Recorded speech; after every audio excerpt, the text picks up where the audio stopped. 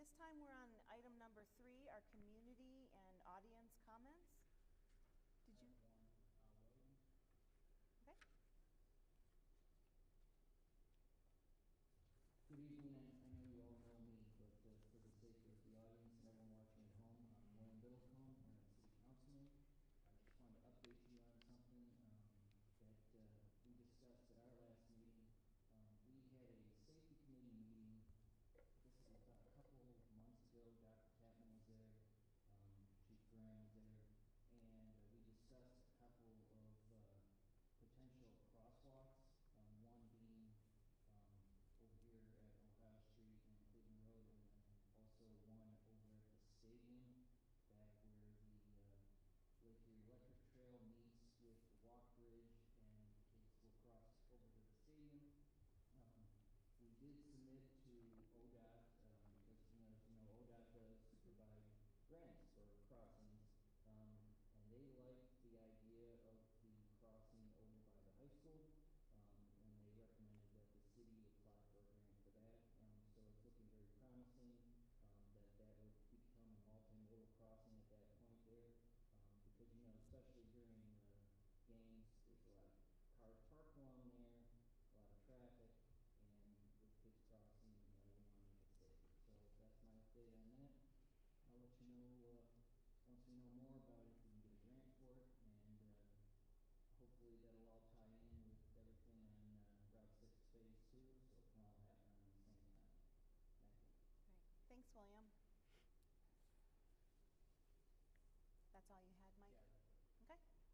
We'll move on to item number 4, our administrative reports. Yep, so first for our building department presentation tonight, we have Mr. Carter from operations going to give a quick rundown on school operations. Hello there. James told me I have a half hour, so I just have a few things for us. So just overall, from the 3 aspects of departments I oversee, maintenance, our maintenance guys are constantly on the go. Currently we're experiencing some heating issues in a couple of the buildings, so we're working on putting those things out right now. As you all know, we have aging facilities, so that keeps them busy. We're going to continue with our preventative roof maintenance program that we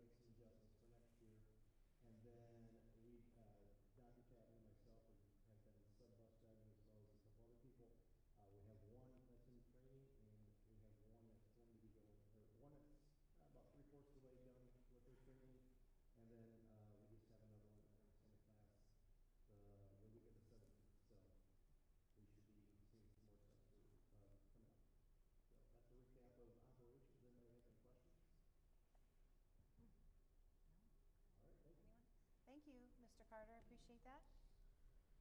That's good. Next, we have Grant for the student liaison. So the last time we were here, volleyball made it to the district finals, which was congrats to them, which was amazing. And then we had the cross country team make it to state, which was phenomenal. So the girls got second place overall, and then individually, Sage Edgerly Bork got third. So congrats to both of them. And then if you guys look over there at the two posters, the last time I talked to you guys about the student advisory group, we just gotten together to talk about kind of what we wanted with the new student union. And O Supplies got us back those two posters. And we did have a meeting last week? Last Wednesday, and the student advisory group just kind of talked amongst themselves, and our idea is to actually combine both of those posters.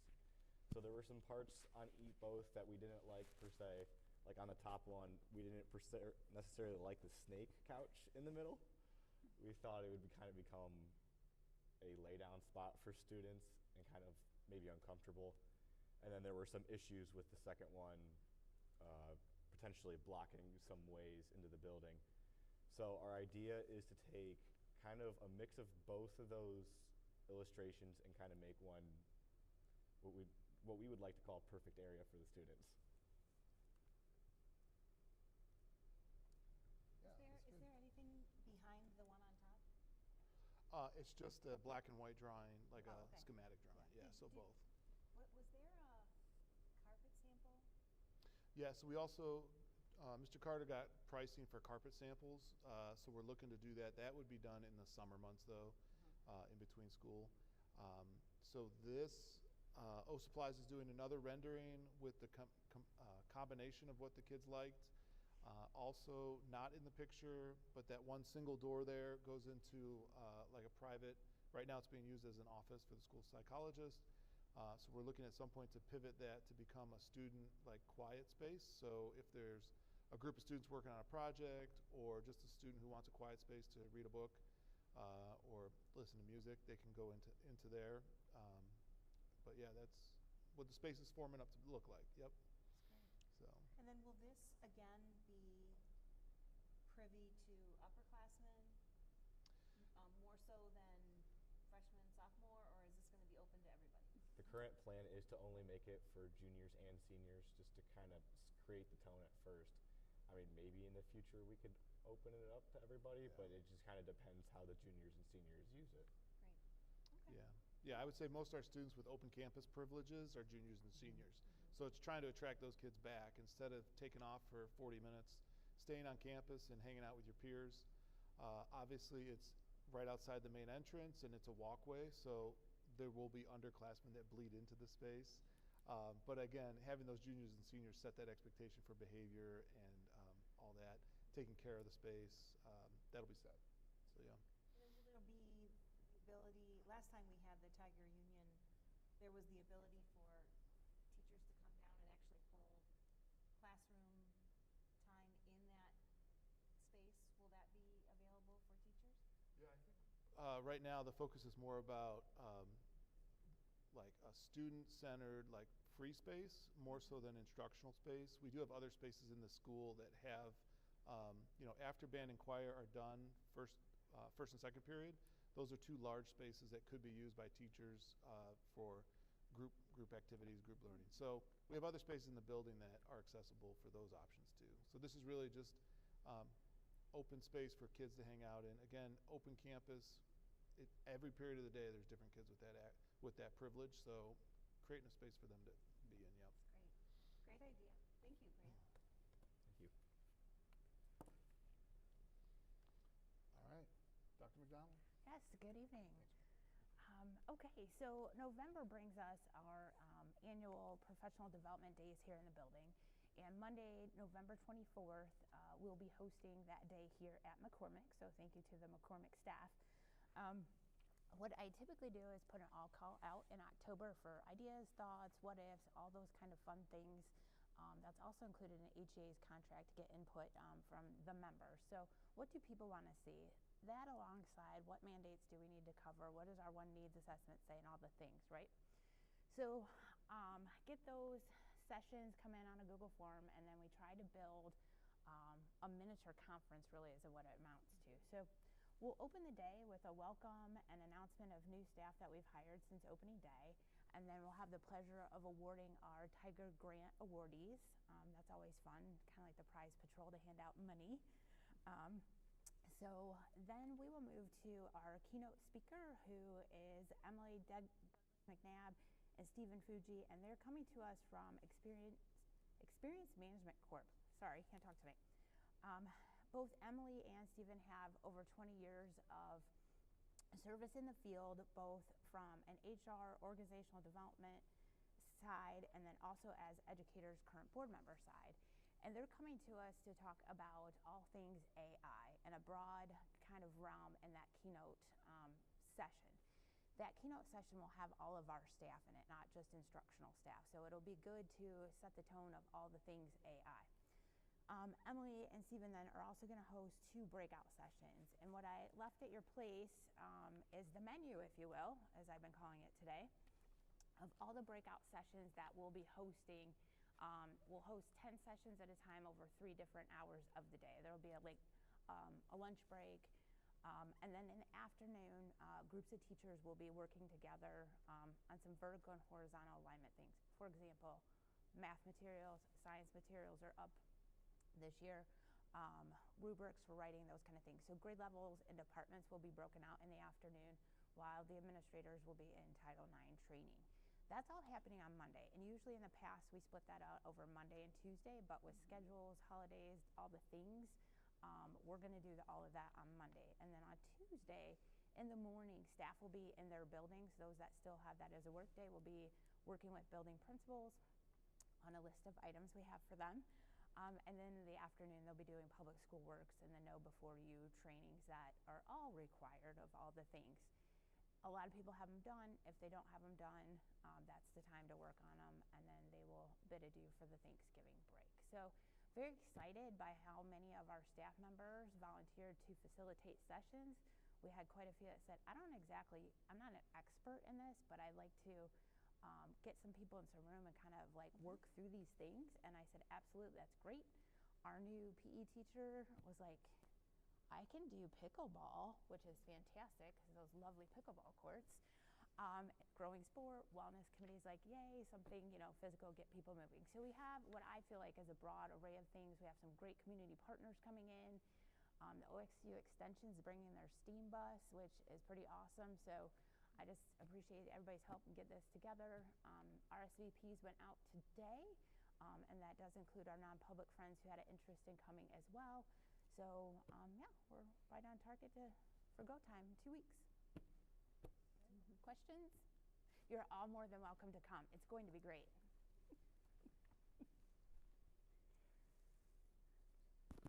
I love the AI part of it. Even whatever your people are going to present might even help us make our AI policy that much more robust. Yes, it's for also, so it's adults and what to do with students, right?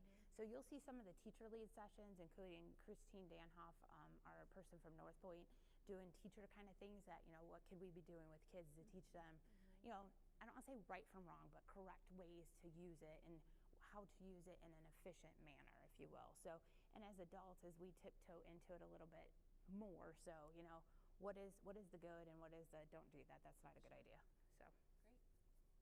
Wonderful. Anyone have any questions for Dr. Gonzalez? Okay. Mike? All right. It's hard to believe we are already a third of the way through the fiscal year. It has gone by. I feel like I say that every month, but anyways, total revenues for all funds are about 41%, general fund 40, almost 43%. Expenditures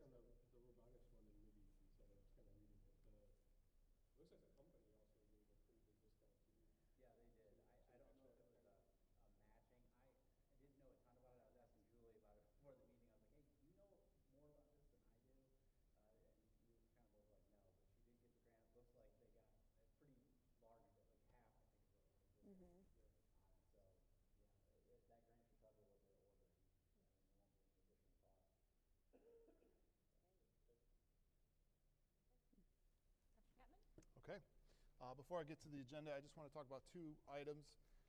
The first would be last week on Wednesday night, I held a parent listening session. And so really this came out of some feedback from parents about the way students were interacting with each others. So it was framed out as positive peer interactions and how do we support it.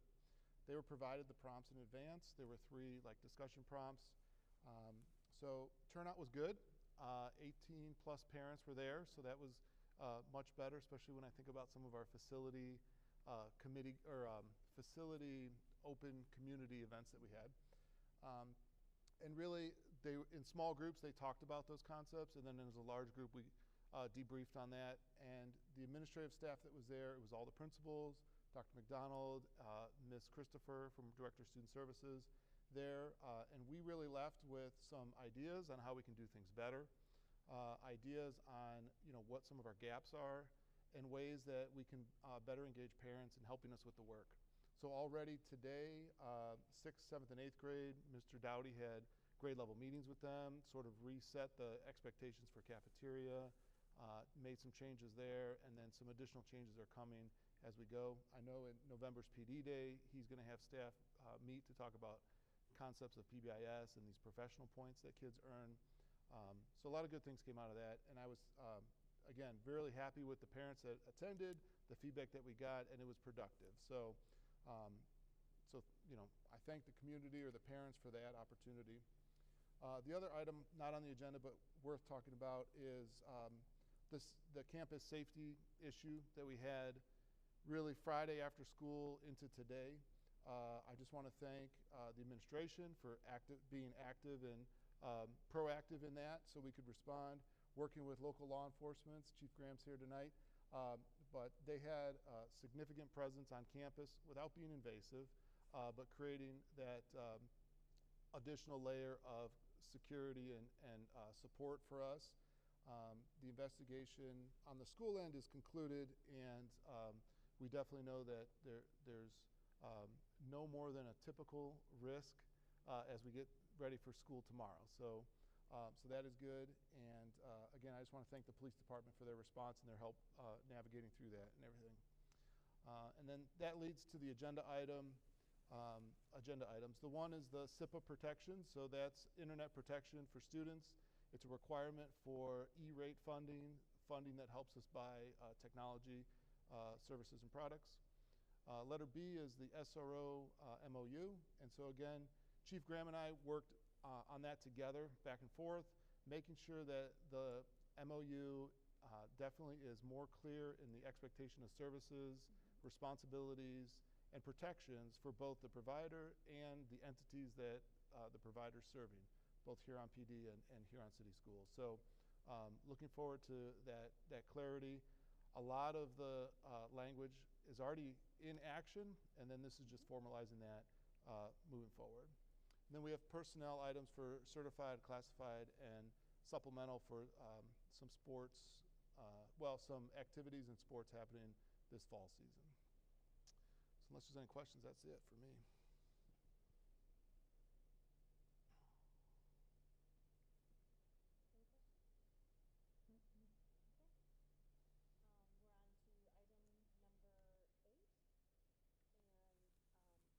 Were you going to have Chief Graham was going to share Oh, anything? I don't know. Chief Graham, did you want to share anything with the board or the public about the MOU?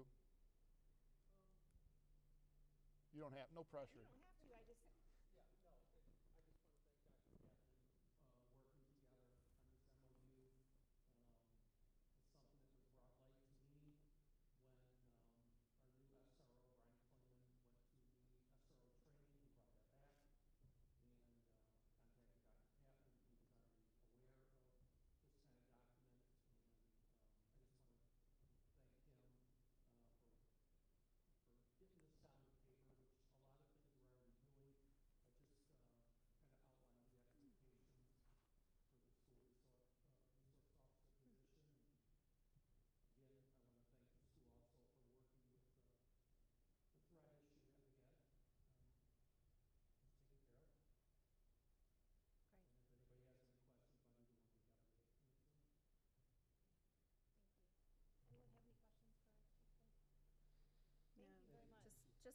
you for allocating resources and, working with the administration to really quickly deal with it and ensure kids had a safe environment to come into.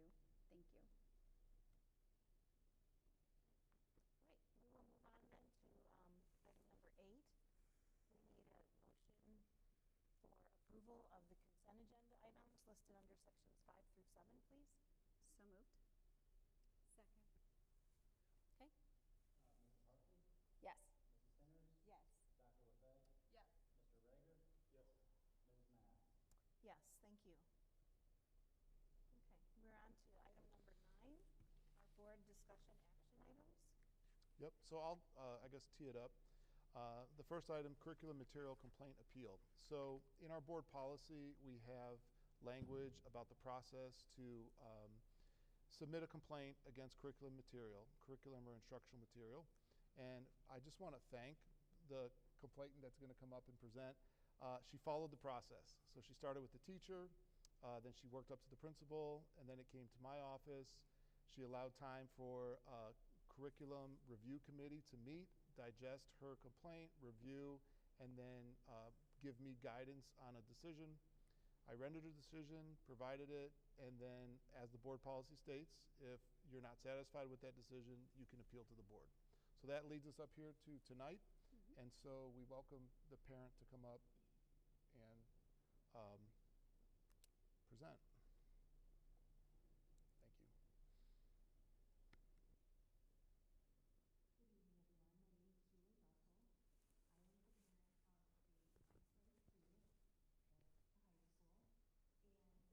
Good evening, everyone. My name is Julie Russell. I am the parent of a 6th grade student at the high school. And the beginning of the school year, when I was reviewing the syllabus that was brought home, I immediately noticed the typewriter was on his required reading for the semester. And I read the book in my late 20s, when I was in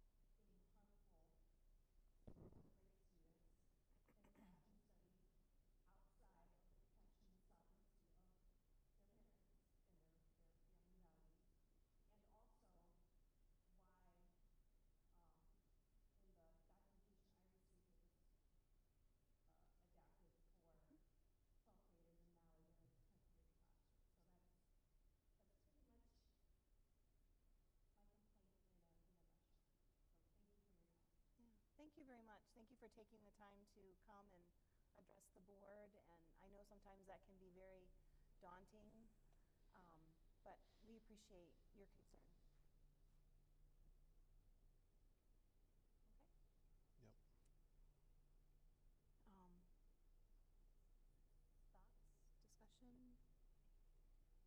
Yeah, and I guess deciding, based on our district policy, which really just sends it to the board and just says the board assumes final responsibility for all books and instructional materials, which it makes available to students, and holds its certified staff accountable for their proper selections.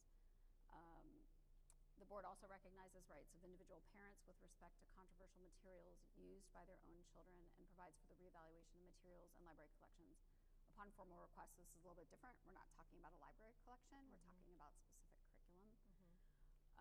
And so I guess, for us 4 years on the board, this is the first time to be going through this process. I guess for me, the first question is, like, how do we want to do just have the board discussion at this point, and talking with our policy and process? So this is the second time I've gone through this. Okay.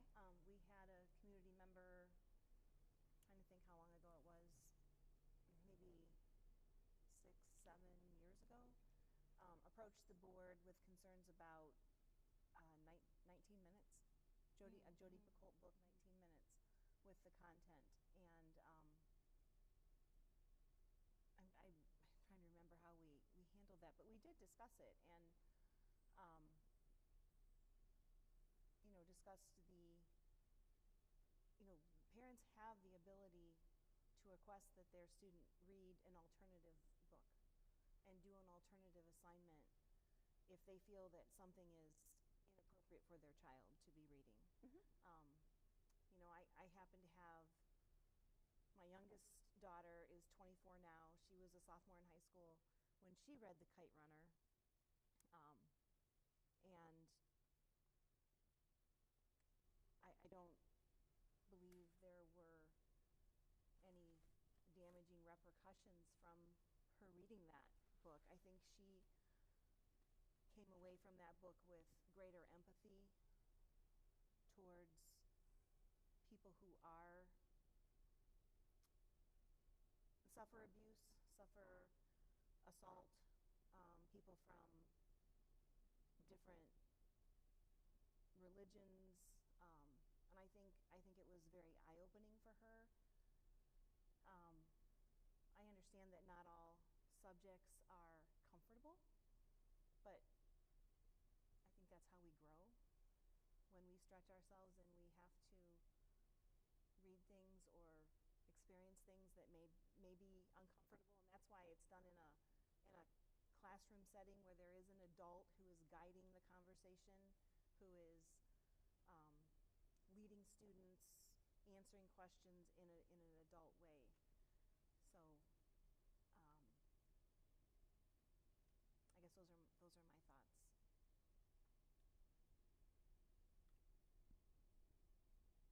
Are these books chosen from a list of options? Is that how it works?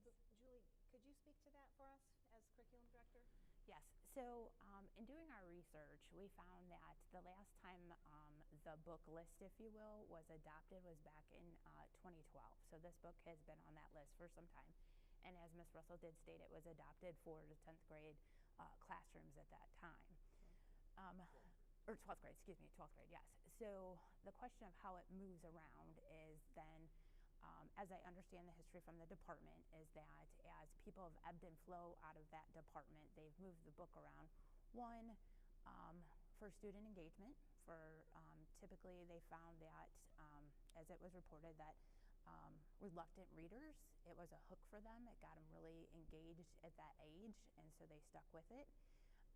We haven't really reevaluated, to my knowledge, that list, and in fact, it is one of the tasks that's coming on the 24th, just to see, what other novels since then have we, should we need to take a look at, should we drop, is it time to let things go, is it time to add those kind of conversations, and also horizontally and vertically align.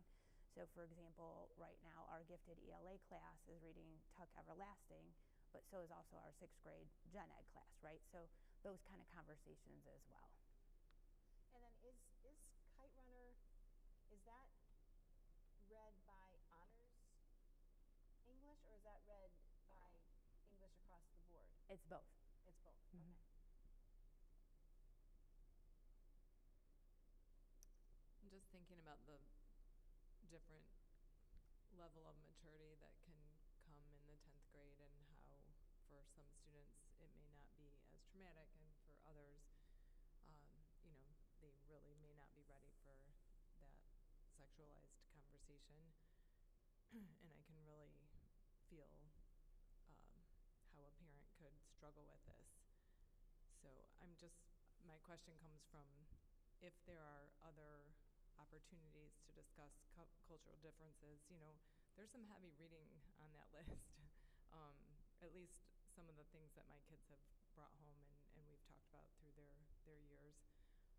Sun Also Rises, or not Sun Also Rises, what am I thinking? Thousand Suns, pardon me. No, A Thousand Splendid A Suns. Thousand Splendid Suns was pretty intense, and I think an equal opportunity to explore a different culture. Pretty disturbing as well, but I think not as so. And I'm just wondering if we couldn't appease everyone by choosing other options on a list, if that's a possibility. Well, it's funny because my high schooler said, really, I thought A Thousand Splendid Suns was much worse and more graphic as a young woman, and taking the position that is also set in Afghanistan, but it is subject to the young children being married off and the culture around that. So I guess this to me is the difficulty in trying to like ping to like one person's preference, what one person feels acceptable and what another may or may not. I appreciate that we have policy that the first step is to allow a student or a parent to opt out. They're allowed to object to that and to say we're not going to read this one. This is not the right fit. And it sounds like from reading the series of emails that like that was met at the first conversation with the teacher. So I was glad to see that the policies were I guess followed or immediately offered, and accommodations made. And then, you know, grateful to the parent for all of the time going into the conversations, but also the research and trying to articulate the position, and going through the process, because it prompted me Saturday afternoon when I got back in town. It was like, my book, my copy of it, when I read it back in the early 2000s, is still packed with my stuff from when I moved up here 16 years ago. So I went over to the mall and bought it and read the entire thing in 24 hours to kind of go back through it again. I read the research papers that the parent provided, and I also looked at the American Library Association, who actually has a division called Young Adult Library Services Association, so specializing in young adult literature. This book in particular, Kite Runner, actually won an award in 2004. It was published in 2003. In 2004, it won an award. Every year they list 10 books as the best books of the past year, books that were written in adult literature, but that are very applicable and they think are appropriate for young adult literature, which they define as 12 to 18. I checked another source that I've referred to for years with my kids, which is Common Sense Media. And there, this book has a rating of 16, which is right at the age where we had it. So for my own, taking in all the information, trying to understand the parent perspective, looking at sources that I've used, regardless of like my own feeling, when I'm looking at what experts are saying, when I review the comments from the committee that was assembled, which was parent, community member who works with our library too, is on the public library board, administrators and faculty, I appreciate that it took me through this entire journey from a first of like, what's going on with this? When I first had a phone call with James, maybe a week or two ago, to say what's going on, to really be able to understand the full context and the different folks who've had a chance to read it and to weigh in and to think about it. I'm comfortable with the process the way it played out. I'm comfortable with the recommendation of the committee and the work that they did, because I think it was a really nuanced conversation, that they put a lot of thought and time into it. And there were, I think, some recommendations that came out of it about maybe things to put in the syllabus, and making it really clear. My daughter remembered when they read it, and she didn't know any of this was going on. She didn't have any, she just said, yeah, I remember that my teacher told us that there were going to be some books that dealt with some difficult topics, and that we didn't have to read anything we weren't comfortable with, and she would get us an alternate assignment. And it wasn't even specific to that book, but she remembered that from a couple years ago. So I think, to me, that, I don't think there's any bigger recognition of parent sovereignty than that, and saying we honor you, what you making the choice for what's right for your child. You know, as for the idea of not talking about child abuse or child sexual abuse, we're literally mandated by the state. A bipartisan law in 2022 mandated that we are now required, starting in kindergarten all the way through 12th grade, for sexual violence prevention. We have to teach sexual violence prevention curriculum to our students. Every school district in the state of Ohio has to. So the idea that we're not going to talk about it is just like, we don't have that choice. We have to. We've got to protect kids and keep them safe.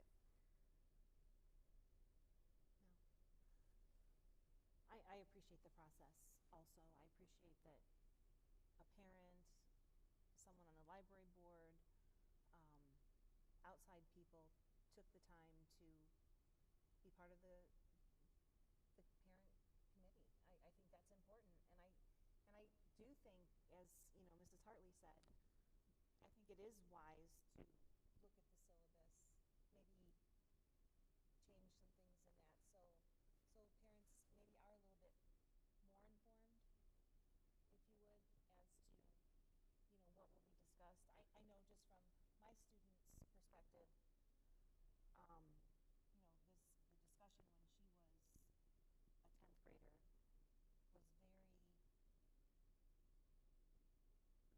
thought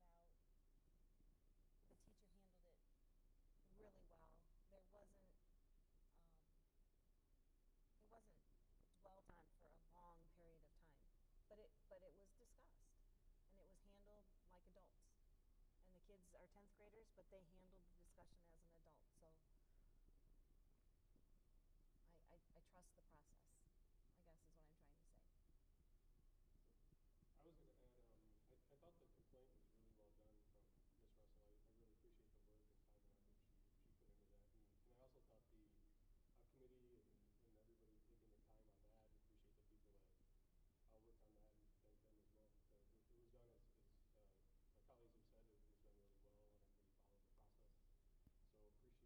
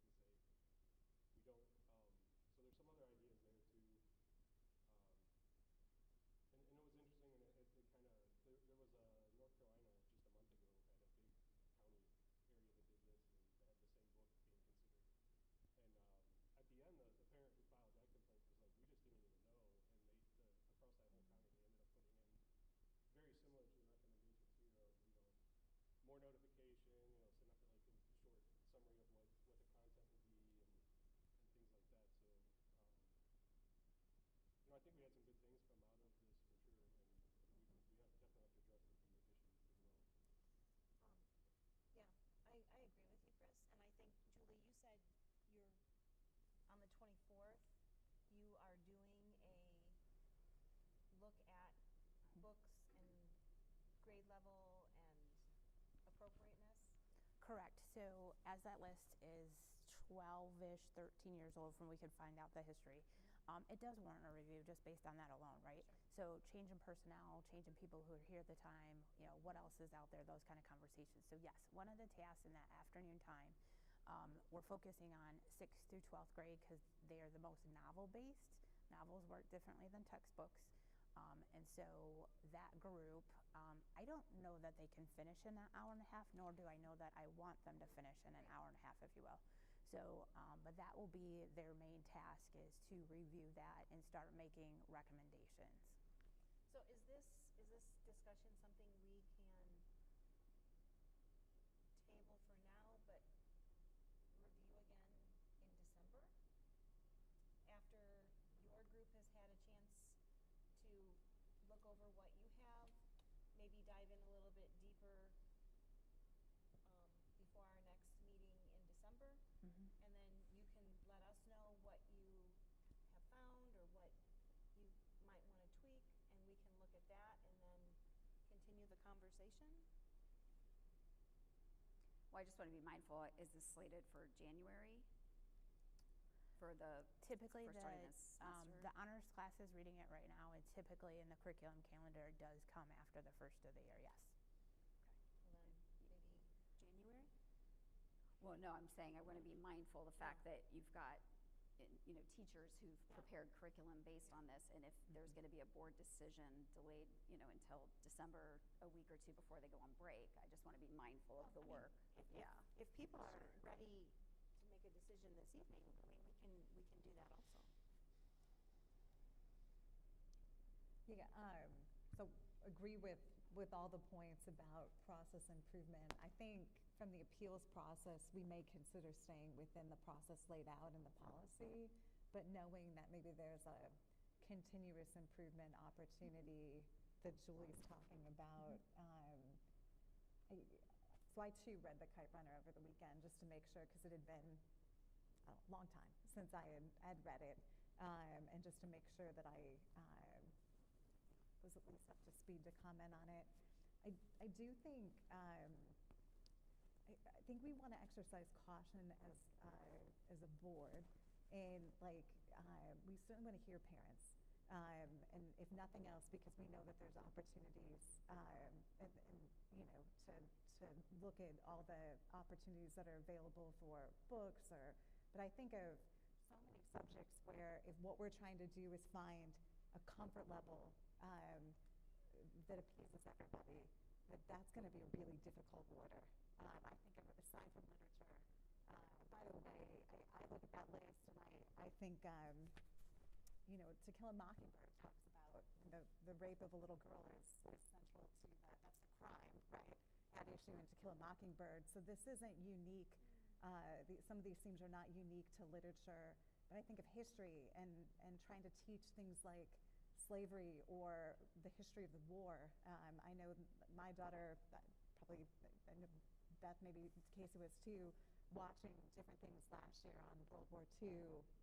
These are, historically, you can't speak about these subjects without having to talk about some brutality and some uncomfortable things. And I don't think we can re-educate kids by trying to, I suppose, cleanse them or shield them from everything. So I think therein lies the issue, that we trust our educators, we do our research, and then at some point we approve a curriculum that our teachers rely on and prepare to, and we have to be prepared to stand by that, constantly review it, make sure we're right, and then if it's not a right fit for a specific family, they have an opt-out process. But I fear creating a system where our teachers are like short order cooks, and whoever wants to do an assignment, you let them know, because I don't know how they would grade that. I don't know how you would ask a teacher to manage that type of curriculum. So I just raise those. That concerns me a bit if we fell into that kind of process where we've tried to find something that really made every single family completely comfortable. I just don't know that that's a goal that we can reasonably reach. I too am appreciative of Mrs. Russell certainly appreciate you going through the process. You gave it a lot of thought and I think a lot of respect in the discussion. I think on our, on our staff side, same thing. So I mean, it's a process to me that worked, even if everybody wasn't completely happy with the outcome. Okay. So what action then do we need to take at this point? Do we have to take any action? I think we do, right? There's an appeal on the floor. We have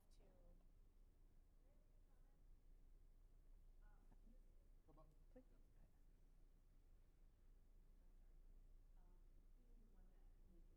Being the one that made the complaint, I am perfectly comfortable with letting the reassessment, of the new curriculum take place and kind of table for now, and then the board come back and make a decision. Because it seems like the two might go hand in hand a little bit.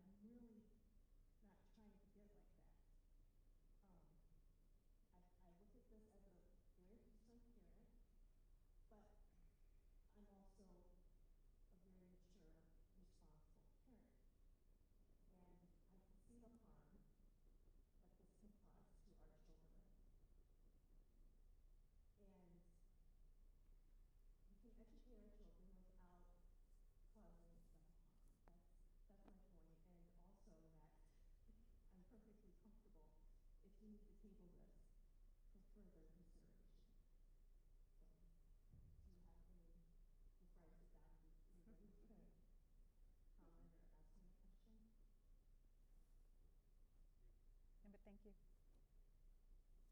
Julie, you said it's already being taught currently in the honors? It is. It's being taught right now in the honors course. I guess I'm kind of thinking of what Stacy said is like we have an existing policy. This year curriculum is already underway. We already have half of the class, whoever it is already consumed the material, and now the rest. So I will go with what board feels if they want to hold this decision. Personally, I feel like I have all the information I need. Certainly willing to listen if we think curriculum. I'm a little worried about making the change for the educator at this late. That will be December 15th is that board meeting, and then they go into break that week. So that gives her 4 days to adjust curriculum. I understand what you're saying, and I guess if we have a policy and we as a board are going to adhere to our policy, then we need to adhere to the policy. That's what we have a policy for. I would agree, although I think with the commitment, Julie's already made it, but the commitment of Julie and her team to conduct this review, and then this may, but I agree. I mean, I think to make this decision at this point in the year is pretty tough on a teacher that's already kind of set their curriculum in stone. And we do have 13 years of teaching this book to kind of fall back on too, and evaluate student experience. So I mean, I'm inclined to go ahead and put, I guess, to a motion on the appeal. I don't know the best way to do that. If it's just either, I mean, the appeal can either be sustained or denied, right? I guess you would make a motion to sustain the appeal. I don't think it would be too much to consider the process though, and not revamp the whole thing, but like make it more aware for the parents going into the next semester. I think that would be an easy adjustment to make, easy-ish adjustment to That's make. a great point. I'm obviously not the one doing And I think that was a recommendation out of the committee, wasn't Right. it, to I guess amend the implement language on those the syllabus? And the department has already drafted what they feel is better communication, a one-pager specifically about this book, in a letter format to reissue. So I guess I'll move that we, put it to a vote, either to sustain the appeal would be to overturn what our kind of parent staff committee decided, or we can deny the appeal, and that would be to agree with the parent staff committee. So what's your motion? I just put it to vote. I mean, each board member would either just sustain or deny the appeal. The appeal or the decision of the committee, It's superintendent It's recommendation? an appeal, right? So Mrs. Russell's asked, she's Okay. appealed that decision. If we appeal, or if we deny the appeal, then we have a book being taught at 10th grade that's currently approved by the board, previously, at 12th grade also. But it's been. Is that an issue? I'm asking. It's been taught at 10th grade for how many years, though? I mean, True, but, it was never brought to the board for approval for 12th grade. For what Right. it's worth, Chris, I mean, I think I kind of form over substance, but I mean, it'd be one thing if we were teaching at 6th grade and it was approved at 12th grade. I would be like, yeah, that's concerning. But to me, the difference between 10th grade and 12th grade content seems pretty minimal in terms of like themes and level of maturity. Mm.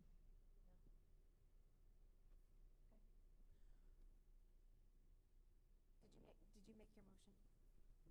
I think I did. Okay. I can do it again if you want. Let's do it again just for completeness, since we had a So- comment and. We'll move to take a vote on the appeal. And so the appeal, if we're sustaining the appeal, if you vote to sustain the appeal, that would be like you're accepting Mrs. Russell's position. If you deny the appeal, we're accepting the current decision of the committee. So we will have board members vote either to sustain or to deny. Correct. So it won't be a yes, no vote, it'll be a sustain or deny vote. Does that make sense? It's an appeal. Okay? Can we put a contingency on it to keep it at the 12th grade level, or is it too late for that? Well, not this semester, we can't. That's what I'm asking. No, I don't believe, I didn't know I don't what, believe we I didn't can. know where it Yeah. was in the No, curriculum for. It's gonna stay status quo for this semester, this school year, and then they're going to do a curriculum review, and then Okay, I wasn't the- sure when it was yeah, on the then the- syllabus for next the semester, board that- what grade yeah, level it was yeah, at it's now. Yeah, it's at It's at 10th 10th. grade right now. And they're already reading it, and they're already in The honors class is reading it. the honors class. Second semester will be the general ed course. So your vote will be to keep status quo for second semester. Can you call the vote? Do we need a second on? I'll second. Mrs. Simmons?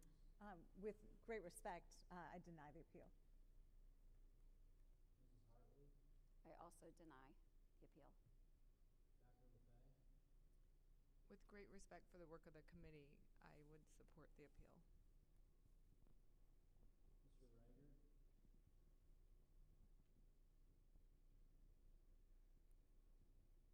Thanks to everyone involved, but I will deny the appeal. Mrs. Mass? I will deny the appeal also. Deny the appeal. Thank you. Thanks, everybody. Thank you for meaningful conversation on a tough subject, and appreciate it. Thank you, Mrs. Russell, for being here and presenting your case. We appreciate you doing that very much, and respect you for doing that. Okay. Are we ready to move on to new business? Yes. Is there any new business Yes. to be brought before the board at this point?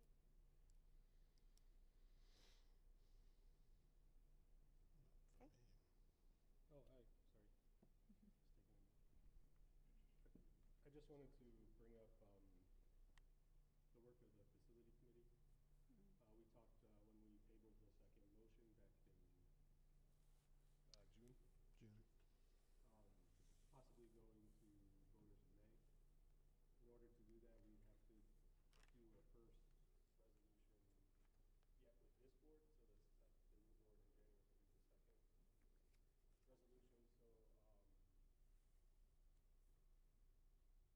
was thinking about getting the facility committee together to like organize some planning on that, but we haven't, I mean, we haven't done nothing since that. Like, 'cause, I mean, until the board says we're gonna do, we get to that second resolution passive, we're not really gonna ramp up a lot more info. So I guess just looking, should I have them at least meet and bring some thoughts of a timeline to the board for December, possibly considering first? I would Resolution. absolutely 100% do that. For what it's worth, though, Chris, I know, at least personally, I've always had a concern about putting any type of significant financial vote on the ballot in May. I think it's, I don't think it's the, number one, there's a cost to it, typically, because it's not a regular general election. But to me, it's often used, I'm not saying that would happen here, but it's often used as an opportunity to get the fewest amount of voters making a decision that impacts the entire community. So for what it's worth, May to me is, I would personally have concerns about putting it to vote in May. Zero concerns, obviously March is, we've probably blown past that timeline, but zero concerns with a November or a March if it's a general election. But anything that would require a special election, I would have a concern with, for whatever it's worth.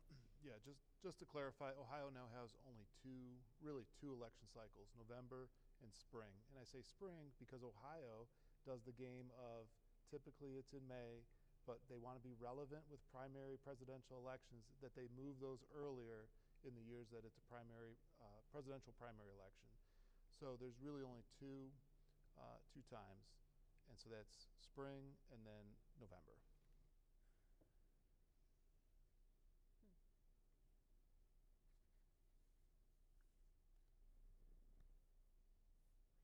Well, and I don't know, I mean, just from a standpoint of the amount of money that is going to be involved in this project and the resolutions and the levies, is this not something that might be better decided with the new board?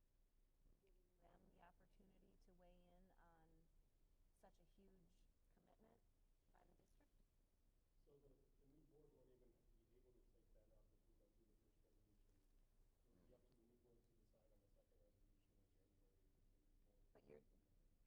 But you're talking about a first resolution, second resolution, and then your facility committee is wanting to put this on the ballot in May? Is that what your timeline is, or? Well, we wanted to put it on the ballot this past November.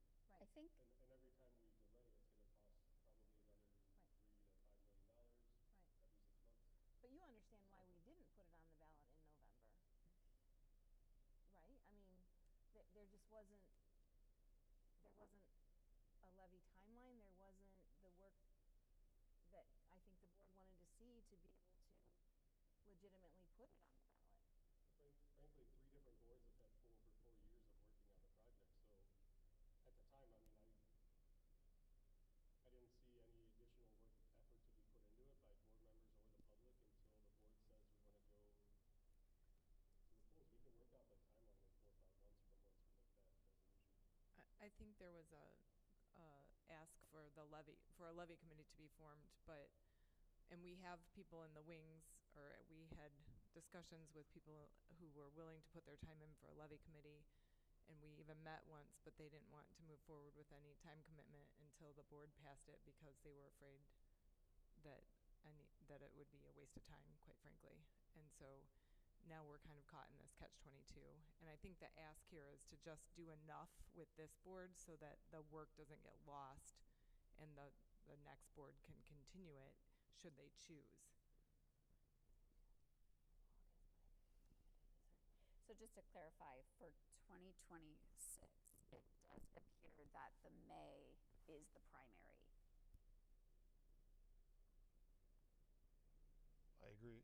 I agree, that's my understanding too. Yeah. Is there a scenario, is there a scenario where, whether it's this board or the January board, could, to your point of like, who's the chicken, who's the egg, right? Like, I get it. That if they wanted to signal support for a bond or something of that nature, but set it out to, for example, the November timeline, so that you would get your kind of like board support and then the committee. But I think the reality is, and we talked about this, this summer, is that the amount, I mean, we're talking about $90 million, give or take, right? Yeah, Plus or minus. So, I mean, we're talking about a significant amount of money, and the amount of work and information and education that would go into even getting to the community to understand what the ask is, be able to be heard. I think at least what I expressed at the time was a concern that a 4 or 5 month time frame was probably not enough time to do all of that heavy lifting, no matter how good your committee is. And we're seeing that. We saw Vermillion had a much lower ask. I think it was like 30 million, and they just got shot down on that. Edison, was, I think, a year or two before got shot down on theirs. And so I wonder if there's a way to do it, but with a longer timeline, if that's what a committee needs to see.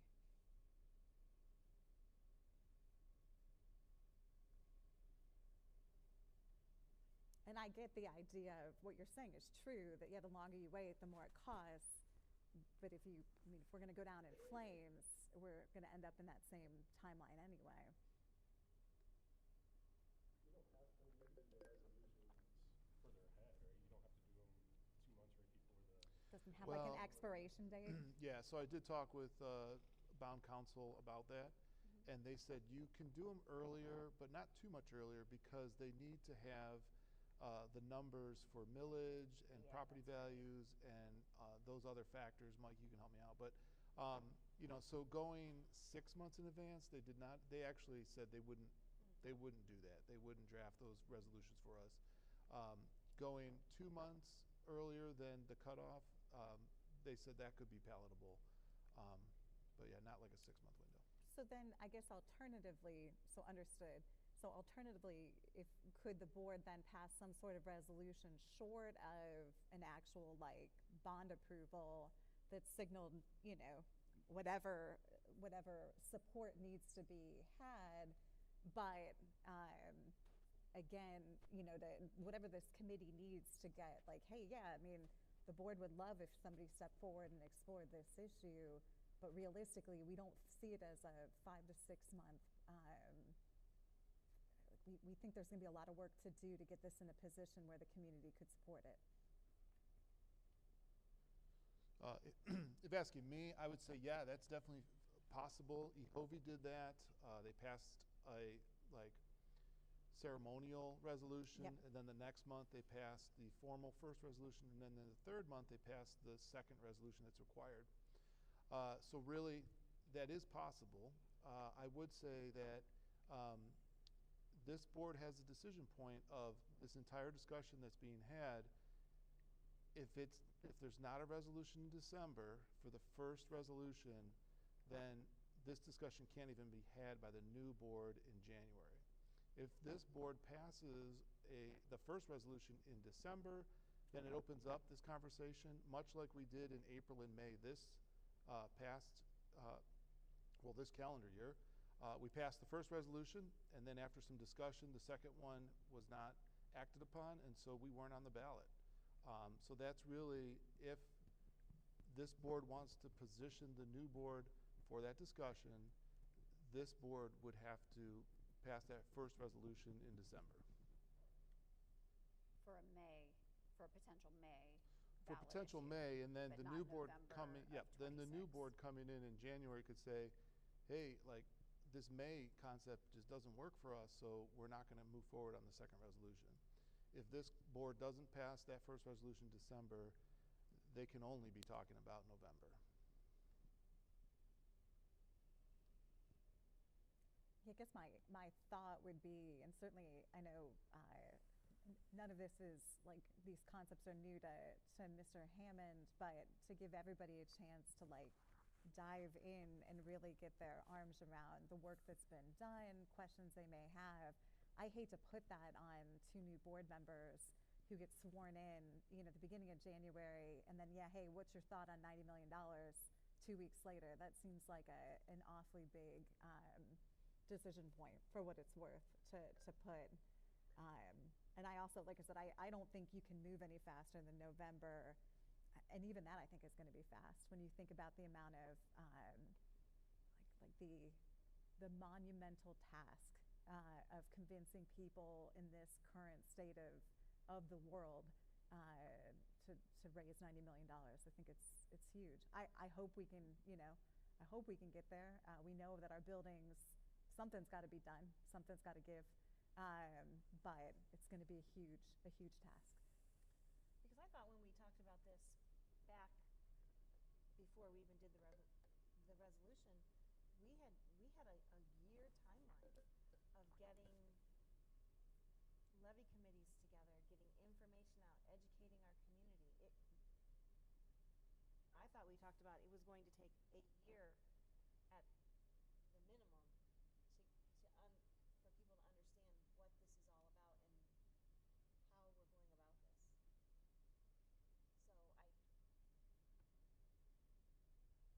about this. So I don't know. I guess I don't see how 4 or 5 months is going to net a whole lot. But that's for the board to decide.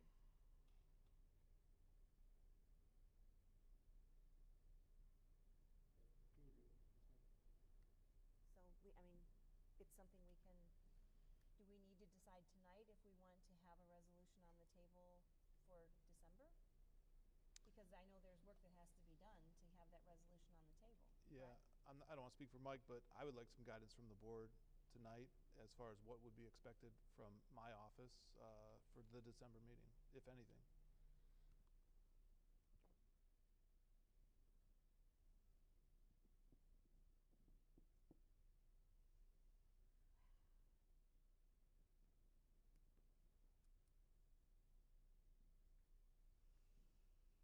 Well, thoughts, fellow board members?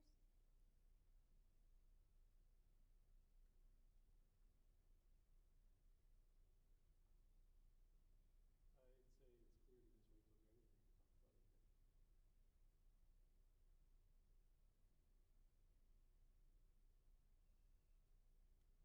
I guess for what it's worth too, I don't think the work that Chris, you and Beth and the committee, like I really don't think that's going. Like I think that continues to have value. I certainly appreciate all the work and the time everybody put into it. At least gives clear options and direction on how to choose one. If the new board aligns that way. So I don't think, for whatever it's worth, I don't see any of that as wasted. It's just now the decision point is, and for a whole bunch of things, some of which are well outside of this board's control, right? Watching what's happening with the state legislature and everything that's happening when it comes to how money can be raised and taxed going forward.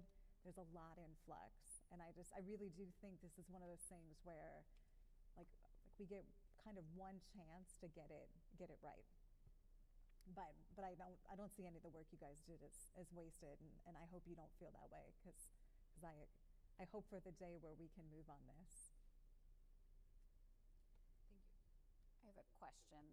I'm sorry.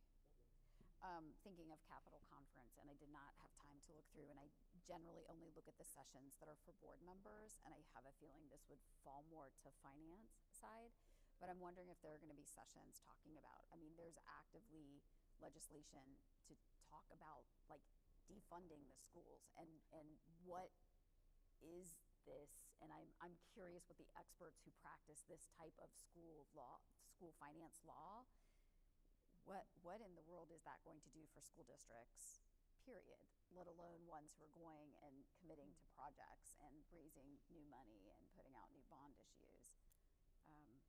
I don't know if you've noticed that there'll be any types of conversations like that, because I don't remember an environment where people are actively seeking to remove the tax base and funding schools with zero alternative for how schools will be funded. Yeah, I haven't looked over the sessions completely yet, but there's normally topics like that, and with the climate that there is now, I'm sure there will be more. Okay. So I guess our best bet moving forward is to, James, I guess what I'm hearing, and correct me if I'm wrong, but there won't be any action for your office to take to draft a December resolution. Sounds good. That's what I heard too. Thank you. Yep. Okay. Just one comment. You said if you can go like 2 months earlier, that would give you like 7 or 8 months to apply, because the due date is what, 4 or 5 months before,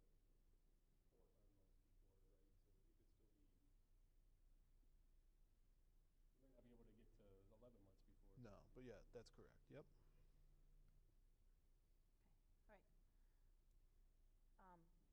We will be having executive session this evening. We will go into executive session for the appointment, employment, dismissal, discipline, promotion, demotion, or compensation of an employee or official, or the investigation of charges or complaints against an employee, official, or student, unless such individual requests a public hearing. The board will not hold an executive session for the discipline of one of its members for conduct related to the performance of his or her office duties, or for his or her removal from office. So I need a motion to enter into executive session. So moved. Okay. Second. Ms. Hartley? Yes. Mrs. Sinners? Yes. Dr. LeFay? Yes. Mr. Rager? Yes. Mrs. Mass? Yes. Do we anticipate action after? I don't know. Yeah, I don't know. Okay.